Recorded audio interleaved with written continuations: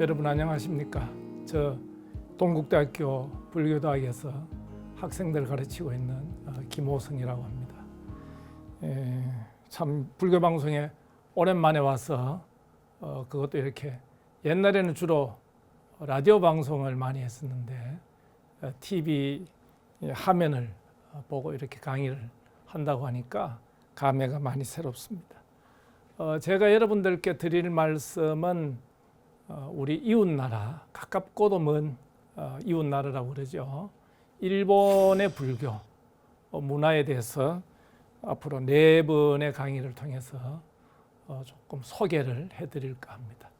오늘 첫 번째 시간은 일본 불교의 전례와 정착이라는 소제목으로 말씀을 드릴 건데요.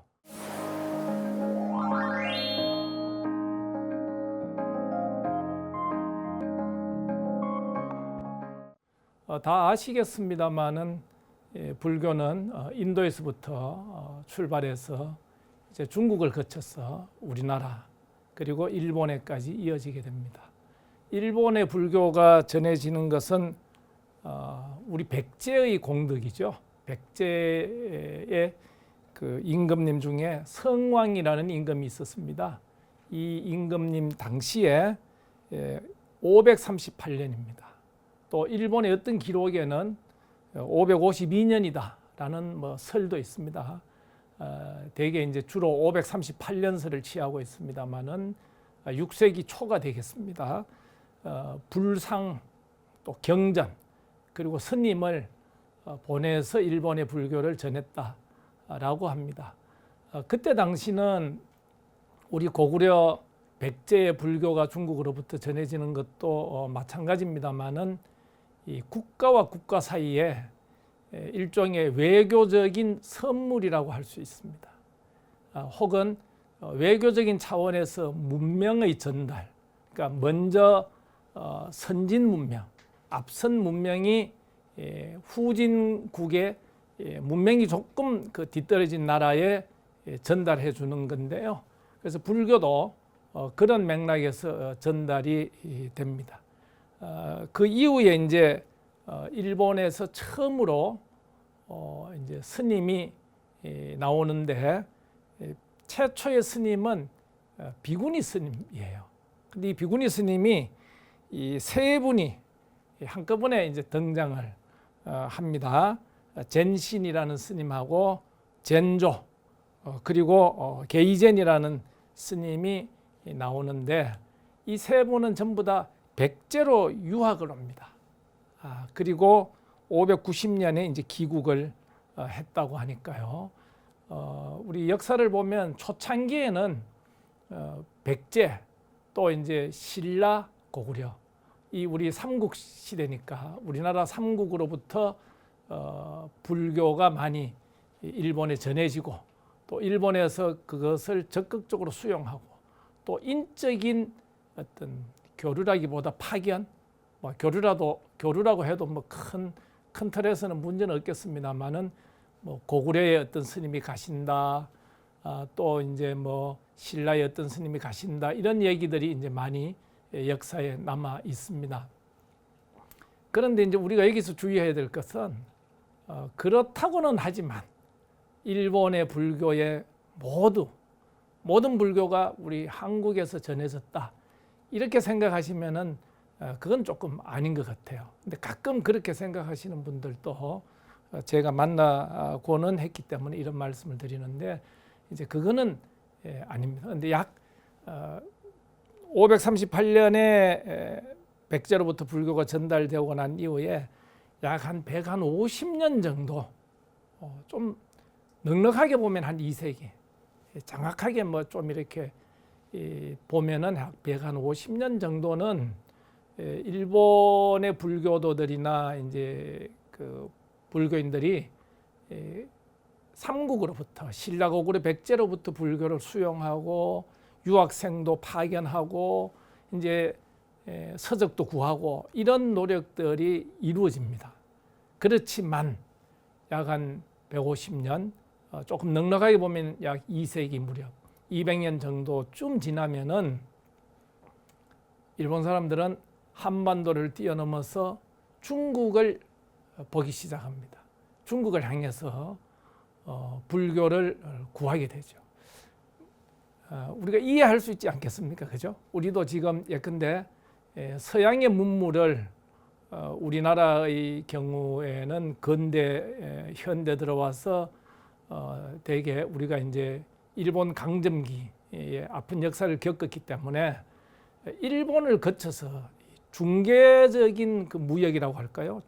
일본을 중개해 가지고 수입을 해왔습니다. 초창기에는 그랬다는 거죠. 그러나 곧 이어서 얼마 지나지 않으면 바로 우리는 미국도 가고 유럽도 가고 이렇게 하면서 오히려 지금 우리 학교에서도 보면 말입니다. 요즘은 옛날에 우리 선배 교수님들은 많은 분들이 일본에 유학 가서 불교 공부를 해왔죠. 스님들 중에도 그런 분 상당히 많이 계십니다. 그러나 이제 요 근래 우리 젊은 학도들 보면은 오히려 유럽이나 독일이나 노르웨이나 영국이나 아니면 미국과 같은 이런 나라에까지 유학을 해가지고 이래 오거든요. 오히려 일본의 경우는 좀 줄어들었습니다. 많이 적습니다. 이제 그런 거와 마찬가지라고 봅니다. 그래서 이해할 수 있다고 보는데 한반도를 좀 제외하고 한반도보다는 중국으로 이제 가서 적극적으로 이제 불교를 이렇게 수입해 오는 노력을 이제 하게 됩니다. 그렇다고 하더라도 일본 불교 역사 오늘 현대 이르기까지 역사를 쭉 보면은 우리나라 불교와 100% 완벽하게 단절이 일어난다 이렇게 보기는 또 어렵습니다. 약 150년, 200년이 지나면은 중국에 직수입을 하러 많이 이제 기울어집니다. 자세한 이야기는 조금 이따 드리겠습니다만은 그렇긴 하지만은 그 이후에도 예를 들면 고려 때 우리 의천 스님이라고 있지 않습니까? 대각국사 의천 스님 같은 경우에 여러분 아시죠? 대장경을 개인의 원력으로 물론 이제 그분은 아버지가 왕이었고 또 엄청난 그 큰 스님이었기 때문에 가능했겠습니다만은 일종의 대장경을 개인의 원력으로 집대성하는 작업을 합니다. 그것이 이제 이른바 교장이라고 그러죠. 가르칠 교자, 감출 장자, 대장경 할 때 장자인데요. 교장을 이제 편집을 합니다.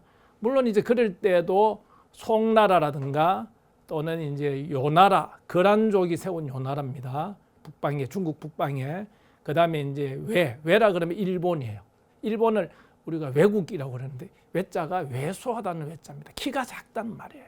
옛날에 뭐 우리나라 사람들도 그랬습니다만은 특히 중국 사람들이 볼 때 일본 사람들 키가 아주 작았던 것 같아요. 그래서 옛날에 뭐 삼국지 시대에 이미 중국 역사에 일본 사람들을 이야기할 때는 외국이다. 그런데 이제 외나라, 즉 일본으로부터 또 자료를 이제 수집을 하고 이렇게 해서 이제 대각국사 의천 스님이 대장경의 일종이라고 할 수 있는 교장을 편찬해서 인쇄를 하고 만들어냅니다. 근데 이때 일본의 이제 그 교토, 그때 당시 수도가 교토인데 있는 그 스님들이 소문을 듣고 아는 거예요. 그때는 공식적인 외교 루트나 이런 것보다도 장사하는 그 배들이 많이 왔다 갔다 한 것 같습니다. 중국이나 고려나 일본이나 일본 같으면 지금의 이제 큐슈 지방의 남부 일본이죠. 그런데 이제 왔다 갔다 하는 이제 상인들, 장사하는 사람들로부터 이제 소문을 듣고 그것이 이제 교토에까지 소문이 나서 고려에서 의천이라는 스님이 불교 경전을 많이 불교의 경전이나 저술들을 판각을 해내더라. 인쇄 작업을 하고 있다. 이런 소문이 나니까 교토에서 이제 큰 절에 있는 큰 스님들이죠. 근데 이 큰 절의 큰 스님들 중에 이제 옛날에 천황하던 사람이 있었어요. 그 천황을 그만두면은 출가해서 스님이 돼요. 이제 그런 경우는 출가해서 스님이 되지만은 엄청난 파워가 있지 않겠습니까? 고려에서 불교 경전이 인쇄가 됐다니까 내가 좀 어떤 것인지 좀 봐야 되니까 조금 그 수입을 해서 좀 보내달라고 뭐 말 한마디 하면은 큐수를 거쳐 가지고 고려에 왔다 갔다 하는 그 상인들이나 배사람들 통해서 이제 이게 수입이 됩니다. 그래서 그때 당시 어천 스님이 인쇄했던 그 경전이나 어록이나 주석사 같은 것들이 지금도 일본에 남아 있습니다.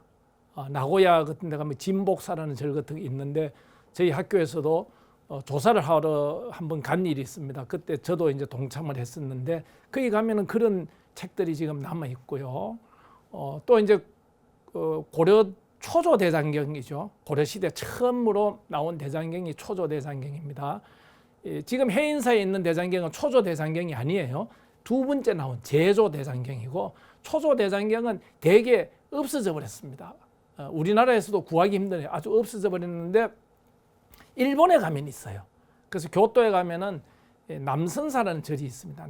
남쪽 남자에다가 참선할 선자인데 난젠지라고 읽습니다만 일본 어무로 남선사 절 같은 데 가면은 고려 초조 대장경이 있어요. 그래서 우리 해인사 고려대장경 연구소 종림 스님이 그 연구원들 보내가지고 그것을 연구도 하고 협력을 얻어가지고 한 일이 있죠. 이렇게 교류가 이어졌습니다. 그리고 또 이제 조선시대에 들어오면 이제 조선이라 그러면 우리가 참 그 일본으로부터 그 두 번에 걸쳐서 침략을 받지 않습니까? 근데 이제 임진왜란, 정유재란 이런 그 두 번에 걸친 침략이 끝나면은 우리 사명대사가 일본에 가서 이제 포로들을 많이 데리고 오고 그러셨는데 이제 일본에서 정권이 바뀌어요. 그러면서 이제 지금의 도쿄, 옛날 이름으로 에도라 그럽니다. 거기에 이제 사무라이들이 무사 권력이죠. 사무라이 정권이 성립이 되는데 그건 이제 보통 에도 막부라 그래요.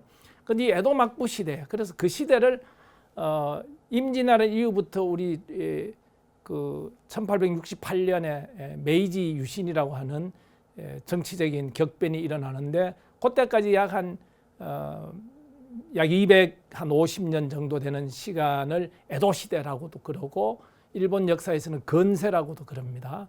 그리고 이제 그때 막부의 성이 도쿠가와라는 성씨를 가진 사람이에요. 그래서 도쿠가와 이에야스라는 사람이 처음 시작을 했기 때문에 도쿠가와 막부라고도 그럽니다. 근데 이 에도 시대에 그 일본에서 조선 조정에 우리 조선 조정에 그 해인사에 있는 팔만대장경 조금 인쇄해가지고 우리 일본에 좀 선물로 좀 보내주세요라는 요청이 많이 옵니다. 근데 우리 시청자 여러분들 한번 생각해 보실까요? 몇 번 정도 왔을까? 몇 번 정도 요청이 왔을까요? 사지선다형으로 문제를 한번 내보면은 한 10번 1번입니다. 2번은 한 20번, 3번은 한 30번, 그 다음에 4번은 한 40번 정도. 이렇게 여러분들 몇 번으로 생각하실까요? 정답은 가장 가까운 정답은 4번이에요. 정확하게는 43번이라고 합니다. 43번에 걸쳐서 한 250년 동안, 그러니까 5년에 한 번 정도는 대장경 좀 인쇄해서 좀 보내주세요 이러는 그 외교의 어떤 그 청탁이 있는 거예요. 그래서 한때 조선시대에 그 정치하던 사람들은 전부 다 유교의 선비이지 않습니까? 그 어떤 선비는 실록에 남아있다 그럽니다. 어떤 선비는 아유 이거 너무 저거 하니까 귀찮다. 맨날 저 사람들 섬나라 사람들이 해인사 대장경 인쇄해서 보내달라 그러니 맨날 그 응하기도 귀찮고 하지 한데 그 아예 줘버리면 어떠냐고 이런 내용까지 나왔을 정도. 그때 줬으면 어떻게 됩니까? 근데 어쨌거나 43번의 요청을 일일이 다 응하지는 않았겠습니다만은 가끔 조선정부에서 대장경을 찍어서 보내줍니다. 그럼 이 대장경을 가지고 일본에서는 또 연구하고 공부하고 해서 또 새로운 대장경을 여러 번 만들어내요. 근데 일본에는 대장경이 여러 번 만들어지는데 우리는 고려대장경 딱 한 번이에요. 근데 지금 저희들이 제가 이제 논문을 쓴다든지 불교학 하시는 분들이 그 의존하고 있는 대장경이 사실은 일본에서 만들어낸 대장경입니다. 이게 대정 신수 대장경이라 그러는데, 대정이라 그러면 이 그 연호를 갖는 그 천황은 1911년에 즉위를 하거든요. 그러니까 1910년도, 20년도 그때 나오는 대장경을 가지고 지금 하는데, 근데 그 대장경을 만드는 데 있어 가지고 가장 많은 그 참조가 됐던, 저본이 되었던 것은 사실은 고려대장경이라고 합니다.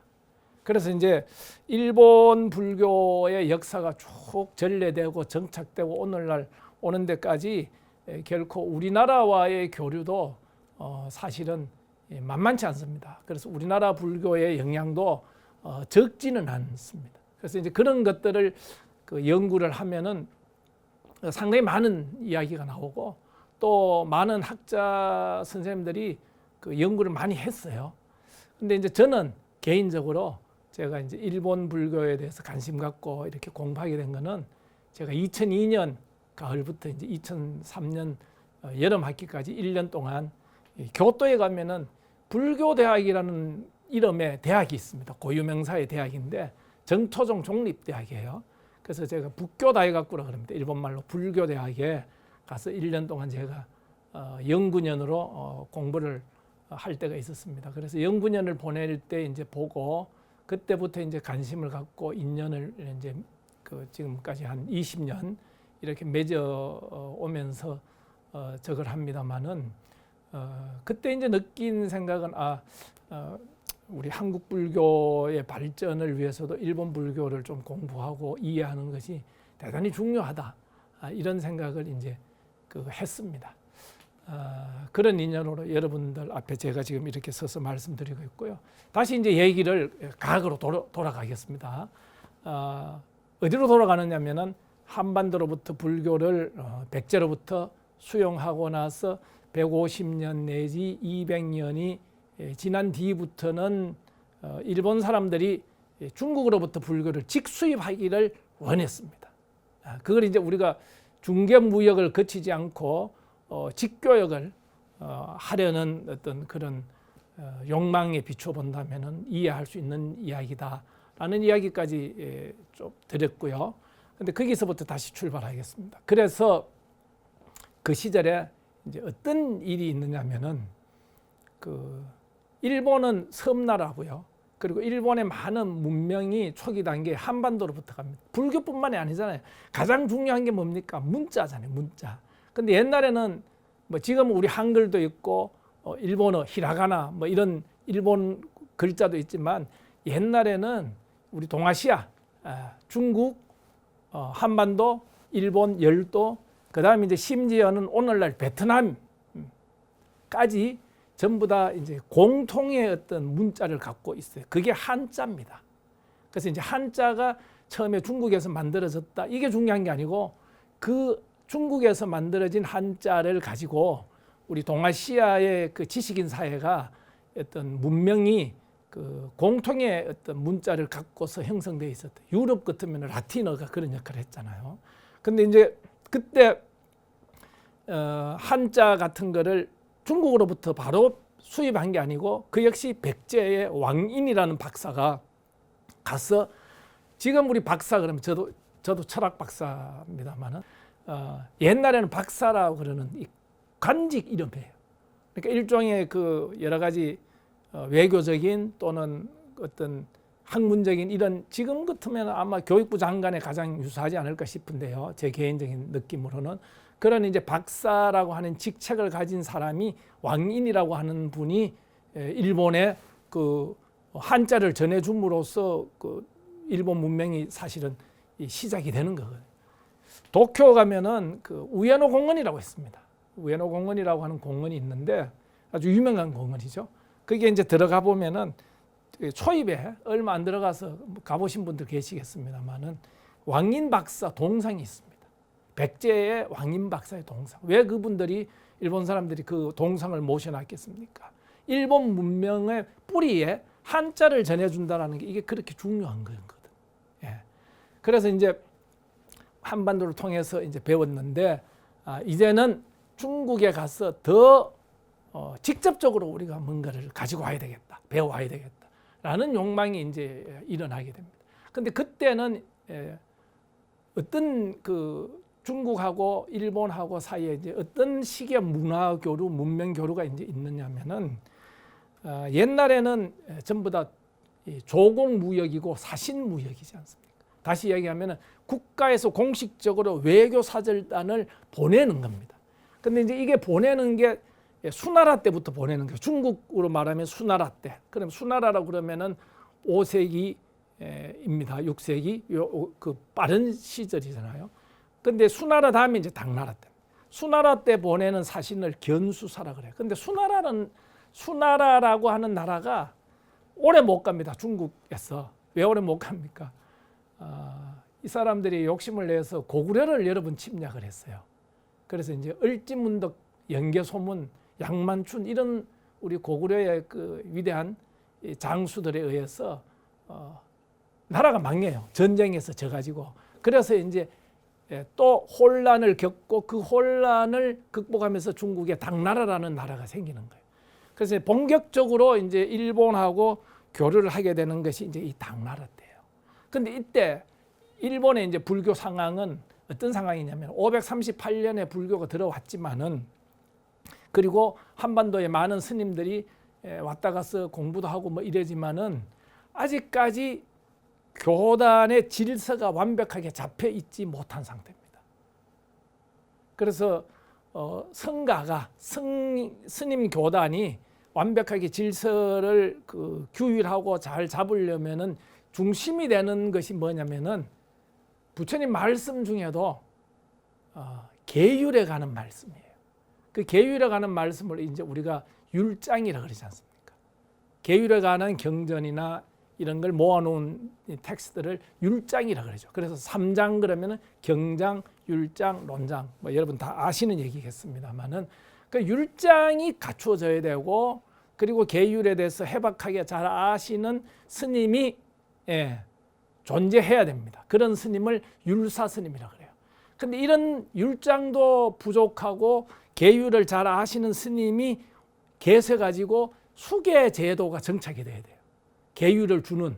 그래서 스님들이 비국에 250개를 받는다, 비군이 348개를 받는다 이런 것들이 제도로서 정착이 돼야 되는데 그게 안 돼 있어요. 그래서 여러 가지 문제가 생기는 거예요. 그래서 조정에서 대책회의를 말하자면 대책회의를 하는 겁니다. 이거 어떻게 했으면 좋겠느냐. 아무래도 중국으로부터 당나라죠. 그때는 이미 당나라에 누군가가 가가지고 당나라로부터 계율에 해박하고 수계를 할 수 있는 율사 스님을 한 분을 적어도 한 분을 초빙을 해와야 되겠다라는 이제 안건이 통과가 됩니다. 일종의 지금 말로 뭐 프로젝트입니다. 율사 스님 초빙 프로젝트가 이제 형성이 되어 가지고 2명의 이 일을 책임질 스님이 젊은 학생이 파견이 돼요. 그 스님 중에 한 분이 우리 보조국사 진울 스님이라고 할 때 보조라는 스님, 후쇼라고 읽습니다. 일본어로 후쇼라는 스님하고 영예라는 스님인데 요에이라는 스님이 후쇼하고 요에이라는 두 젊은 학생들이 파견이 돼요. 그래서 중국에 가가지고 이제 소문을 들어보는 거죠. 여기저기 다니면서 어떤 스님이 계율에 대해서 잘 아느냐. 근데 중국에 이제 그 옛날에 배 타고 이제 우리 고려나 이런 데도 다니고 일본도 다니는데 중국에 이제 지금 가면은 절강성이라고 있습니다. 저장성이라고 상해보다 남쪽이죠. 그 저장성, 절강성에 가면은 그 영파라는 곳이 있어요. 그 중국 말로는 닝보라 그럽니다. 편안할 영자에다가 파도 파자예요. 바다의 파도가 편안하기를 기원하는 게 이게 이제 지명인데 그 영파로 대개 간답니다. 고려 때 예성강에서 배 타면 그리 가고 일본 큐슈에서도 그리 가고 하는데 영파로 이제 가가지고 절강성 또 고위에서 올라가면 강소성 이런 데를 이제 댕기면서 절로 댕기면서 이제 물색을 하는 거죠. 예. 어떤 분이 유명하냐, 어떤 분이 계율에 해박하냐, 또 일본까지 간다는 거는 목숨 내놓고 가는 거예요. 그래서 그때는 이제 뭐 바닷길이 편하지 않으니까 많은 이제 사고도 나고 그러지 않습니까? 그래서 수소문을 해가지고 감진이라는 스님, 감자는 이제 그 거울 감자 쓰는 스님인데 감진, 참진자, 감진이라는 스님을 중국 천태종의 스님이고 계율에 아주 해박한 이 감진 스님을 말하자면 점을 찍었습니다. 그리고 감진 스님한테 가서 처음에는 편안하게 접근을 해서 오랫동안 좀 이렇게 잘 알고 이러면은 뭔가 본론을 딱 끄집어내려고 그랬죠. 근데 감진 스님은 이미 알고 있는 겁니다. 감진 스님 꿈에 현몽을 해요. 그대를 데리러 일본에서 젊은 스님 2사람이 올 거다라는 걸 알고 있어요. 그럼 뭐 어렵지 않게 감진 스님은 간다고 이야기합니다. 나는 가겠다. 법을 전하기 위해서 가겠다. 라고 이야기를 하는 겁니다. 그래서 이제 가야 돼요. 근데 그때만 해도 자유왕래가 없는 거예요. 사신이 타고 오는 배가 돌아갈 때 그 길로 가지 않으면 어려운 거예요. 근데 그 사신이라는 게 견당사, 당나라에 파견하는 사신, 견당선, 견당사가 타고 가는 배 이런 것이 자주 10년에 한 번씩 있을지 20년에 한 번씩 있을지 몰라요. 부정기적으로 이렇게 왔다 갔다 하니까 그걸 기다릴 수가 없는 거예요. 그래서 감진 스님이 돈을 좀 모으고 이렇게 해서 배를 말하자면 사적으로 배를 건조하는 거죠. 건설해서 이제 가겠다라고 이제 하는 겁니다. 근데 이 시도가 5번 실패합니다. 그래서 오전 6기인데요. 6번 만에 성공하는데 결국 마지막에 성공하는 6번째는 배가 견당사가 돌아가는 그 이제 말하자면 나라와 나라 사이의 외교 관계로 공식적으로 하는 그 배를 타고 갈 수밖에 없는 거예요. 그리고 이 감진 스님도 중국 사람인데 중국 사람이 지금 이제 우리가 외국 가려면은 외무부에서 발행하는 여건이 필요합니다. 또 경우에 따라서는 저쪽 나라에서 와도 좋다는 비자도 얻어야 되는데 그때도 여건이나 비자가 있습니다. 근데 중국 사람인 감진 스님은 여건이 없는 거예요. 나라의 공식적인 정책이 백성이 함부로 외국 못 가게 이렇게 돼 있는 거예요. 봉쇄 정책이 돼 있는데 세국 정책이 돼 있는데 일종의 밀항을 하는 겁니다. 비밀리에 배를 만들어 가지고 밀항을 하려는데 밀고를 하는 사람이 있습니다. 어떤 사람이 밀고 하겠습니까? 감진 스님이 일본을 간다는 것은 이 감진 스님이 돌아가실지도 모르는 이거는 목숨을 내놓고 가는 일일 수도 있다. 감진 스님을 따르는 제자들 중에 밀고 하는 사람이 나오기도 하고 그래서 실패하는, 그래서 붙잡혀 갑니다. 붙잡혀 가서 실패하는 경우도 있고 또 배를 만들어서 바다에 띄워보는 일도 있어요. 그런데 한 번은 지금 해남도, 하이난도라고 그러죠. 저 베트남 가까이 있는 중국 땅 큰 섬이 있는데 거기까지 그 표착을 하는 거예요. 풍랑을 만나가지고 폭풍을 만나서 태풍을 만나서 거기까지 후퇴하는 거예요. 그래서 거기에서 그때 무슨 일이 있냐면은 2명의 젊은 일본 스님들 중에 요에이라는 스님이 거기서 풍토병을 만나가지고 결국은 왕생극락을 하게 됩니다. 그래서 이제 보조 후쇼라는 이 스님 하나만이 이제 남게 되는 거예요. 또 이제 거기에서 좀 있다가 다시 우리 감진 스님은 강소성 스님인데 양주 옛날 지명으로 양주 대명사라는 절의 스님이거든요. 또 오는 거예요. 그래서 또 뭔가 준비를 하고 이렇게 해서 또 실패하고 어쩌다 뭐 다양한 이유로 실패를 하고 5번 실패를 하는데 이 와중에 감진 스님은 실명을 하게 됩니다. 어떤 병인지 모르겠습니다. 지금 같은 뭐 녹내장도 있고 당뇨, 망막증도 있고 뭐 항반면성도 있고 그러지 않습니까? 실명을 어떤 이유인지 병인지 모르지만은 실명을 하게 돼서 지금 일본에 가보면은 감진 스님의 그 조각상이 있어요. 그 좌선하고 있는 조각상인데 눈을 감고 있는 모습이에요. 앞을 못 보기 때문에. 그럼에도 불구하고 스님은 불굴의 의지로 일본을 가야 되겠다. 보조 스님도 불굴의 의지로 스님 무슨 일이 있어도 일본에 오셔서 우리 일본 불교가 정착할 수 있도록 계율을 전해주시고 성단의 이 질서를 잡아주셔야 된다고 이렇게 이제 이야기를 합니다. 그래서 이 간절한 노력에 호응해서 마침내 공식적인 루트로 올 수 있는 길이 열려서 견당사에 배를 타고 6번째 이제 오게 되는 거죠. 그래서 이제 그때 나라, 지금 이제 일본에 가면 나라라는 도시가 있지 않습니까? 교토 밑에 나라인데 그 오사카 간사이 국제공항에서 조금 1시간여 가면 되죠. 그 나라에 그때 수도가 있었어요. 그래서 나라에 가면은 우리나라 사람들이 지금은 뭐 코로나 때문에 못 갑니다만은 코로나가 오기 전만 하더라도 대한민국의 중고등학생 수학여행 제일 많이 가는 외국 도시가 아마 나라가 아니었는가 싶은데요. 그만큼 나라 동대사, 동쪽에 있는 큰 절 동대사 도다이지라 그러죠. 동대사 앞에 가면은 우리나라 수학여행 학생들을, 어린 학생들을 수도 없이 만날 수 있었습니다. 그 동대사에서, 그 동대사라는 게 그게 그때 당시에 최고의 국립 사찰이에요. 그리고 이제 종교적인 불교의 총본산 역할을 하는 그런 이제 그 절인데, 거기에서 감진 스님이 큰 수계 법회를 해서 스님들한테 계율을 주고 그랬습니다. 그래서 그 감진 스님이 그런 일을 했기 때문에 이제 그 국가에서 볼 때도 고맙고 감사해서 나라 시내 동대사에서 조금 남쪽으로 떨어진 곳에 땅을 좀 줍니다. 하사를 하는데 거기에 절을 짓죠. 그 절 이름이 당초제사입니다.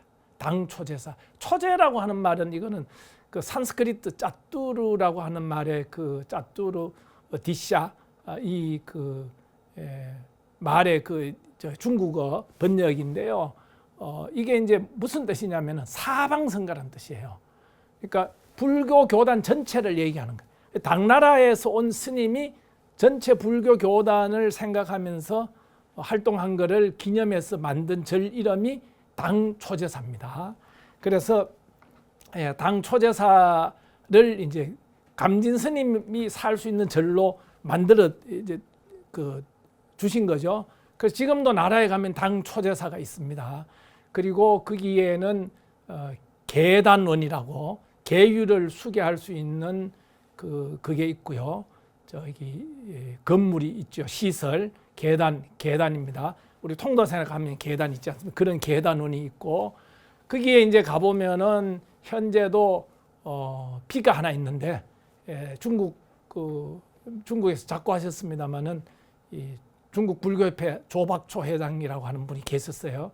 우리나라에도 여러분 뭐 오시고 뭐 많은 교류가 있었습니다만은 조박초 회장이 쓴 그 중국과 일본의 불교의 어떤 그 우호 이런 거를 기념하는 이제 그런 글들이 있습니다.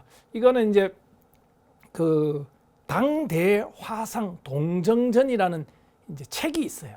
이거는 이제 당나라 때 큰 스님 대화상이 동쪽으로 오셨다 이거예요. 예.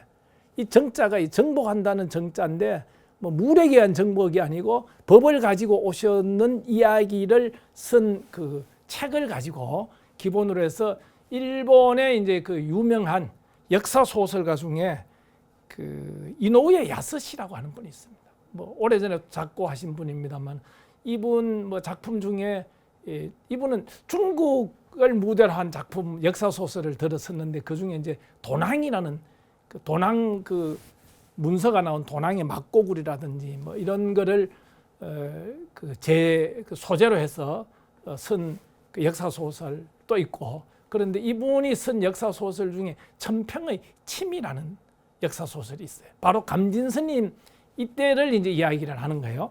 근데 천평이라는 게 감진 스님을 초청해 왔던 그때 당시 동대사 앞에서 감진 스님을 모시고 수계사로 모시고 큰 계율 법회를 수계 법회를 했을 때 당시에 그 일본 천황 이름이 성무천황이라, 성스러울 성자 무사할 때 무자 성무천황인데 일본말로 읽으면 쇼무천황이죠. 쇼무천황의 그 당시 연호가 천평이에요. 그래서 하늘 천자에다가 평평할 평자, 평등할 때 평자인데요.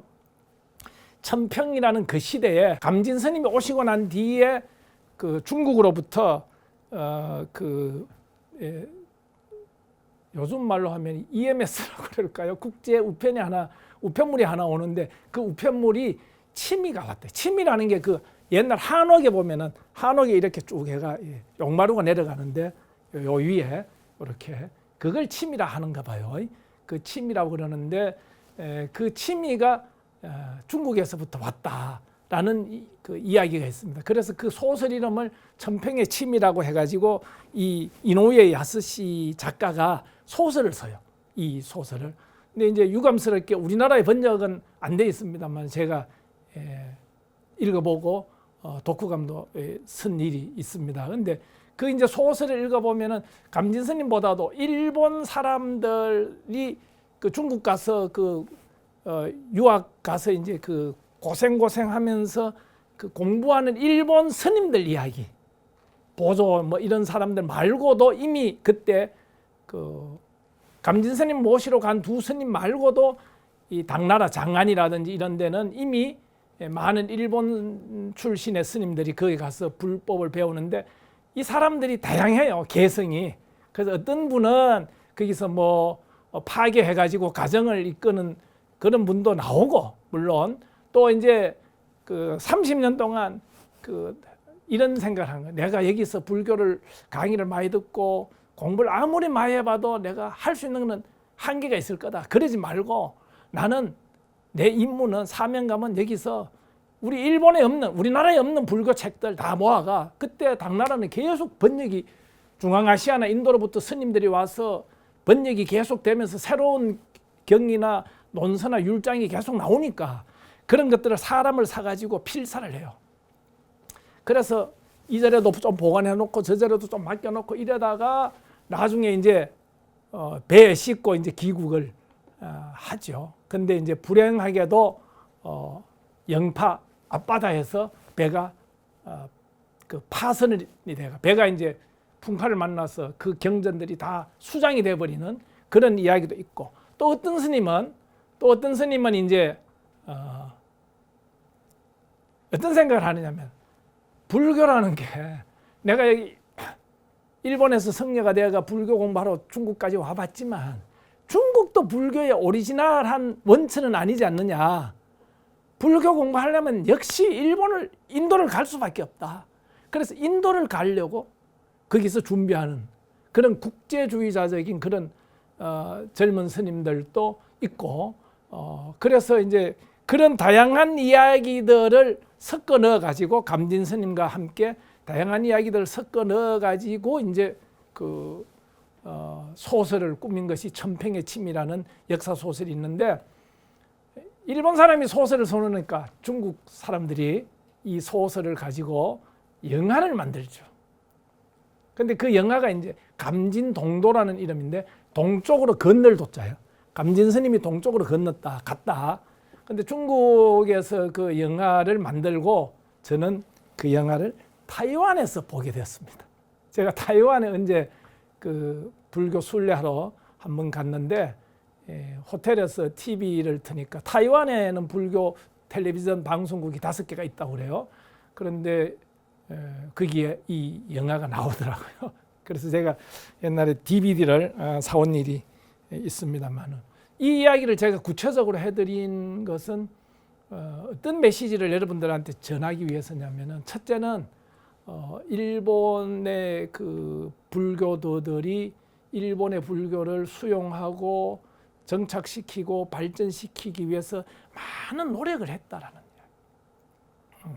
정말 많은 노력을 했다라는 이야기를 하나 이제 해드리고 싶고, 또 한 가지는 이제 지금 이제 보면 일본 불교는 계율이 없는 불교다라고 합니다.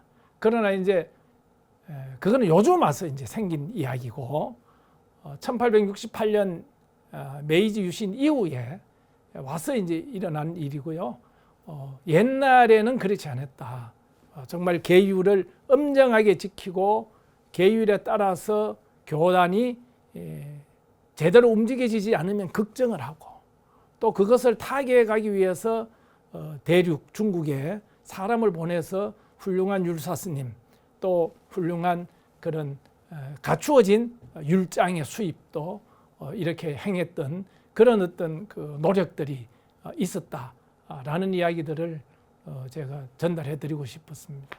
근데 한편으로 우리 감진 스님은 저도 굉장히 존경하는 그러니까 중국 스님인데 중국 불교사보다 일본 불교사에서 많이 이제 얘기되는 스님인데 중국에 계실 때는 이제 계율도 공부를 했지만은 천태종이거든요. 그래서 이제 가실 때 천태종 관련 책 같은 것도 많이 가져가고 물론 율장도 많이 준비해서 갑니다만은 그래서 일본 불교의 천태종의 그 성립사 이런 쪽에도 많은 그 영향을 끼친 그런 어떤 그 훌륭했던 그런 스님으로 기억이 됩니다. 개인적인 그 맥락에서 보자면 저는 무엇보다도 우리가 이제 저도 이제 옛날에 한 20년 전에 제보다도 지금은 20년 지난 저는 더 이제 그 늙음과 병과 죽음에 가깝지 않습니까? 근데 어떤 일이 있더라도 이렇게 실명까지 해가면서도 이런 고통까지 겪으면서도 부처님 법을 전하려고 하는 이런 그 마음을 포기하지 않고 목숨을 걸고서라도 이렇게 전법을 했다라는 그런 분들의 어떤 의지와 뜻이 이렇게 모여서 오늘날 일본 불교를 형성했지 않느냐 그런 생각듭니다. 일본 불교 역사는 우리나라 불교와 비교해 보면 한 150년 정도 출발이 늦습니다. 근데 굉장히 그 다양하고요. 또 이제 인구가 우리보다 많지 않습니까? 지금도 한 그 사람들 한 1억 2천, 우리는 한 5천만 되니까 2배 이상이고, 그 다음에 이제 그 사람들이 나라가 섬나라라 하지만 열도가 길어서 땅이 넓어요. 그래서 이제 많은 아마 역사에서 스님들 수도 우리나라보다 많을 거예요. 그래서 그리고 또 기본적으로 종파 불교고 이러다 보니까 그리고 우리 조선 시대에 불교가 탄압당한 이런 경험이 없어요. 조금 있습니다만 넷째 시간에 제가 그 건대 와서 그런 얘기 약간 얘기하겠습니다만 그거는 우리 조선 시대에 당한 거에 비하면은 조선 시대 정부나 유교 선비들로부터 불교가 억압당한 거에 비하면은 그 게임이 안 되거든요. 정말 세 발의 피인데 그런 탄압이라는 거 이런 역사가 없습니다. 그래서 상당히 정말 다양성이 넘치는 그리고 재미있는 그런 불교라고 생각됩니다. 첫째 시간 일본 불교의 전례와 정착에 대해서는 이렇게 말씀드리는 것으로 강의를 마치고자 합니다. 고맙습니다. 감사합니다. 성불하십시오.